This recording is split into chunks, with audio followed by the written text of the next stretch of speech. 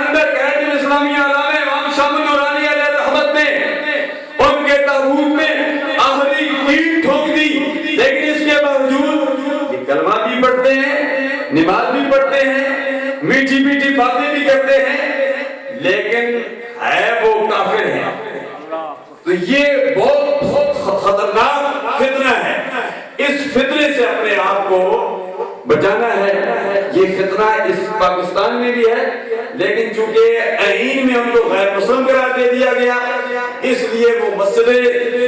نہیں بنا سکتے، اذانیں نہیں دے سکتے، وہ سامنے نماز نہیں پڑھ سکتے، وہ مساجد نہیں بنا سکتے۔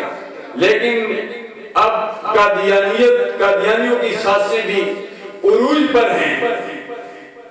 تو اس قادیانی جو فتنہ ہے اس سے بھی ہم نے بچنا ہے۔ خیر القرون قرنی ثم الذین یلونہم ثم الذین یلونہم، جو وقت آ رہا ہے ایک یہ فتنہ ہے، اس کے علاوہ اور بھی بہت سارے فتنے ہیں۔ ان فتنوں کے دور میں سرکار اپنے قرار صلی اللہ علیہ وسلم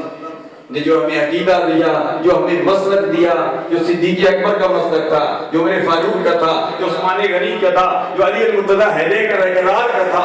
وہ مسلک تھا اہل سنت و جماعت۔ اور پھر یہ دور ایسا ہے کہ اس دور میں ہر بندہ کہتا ہے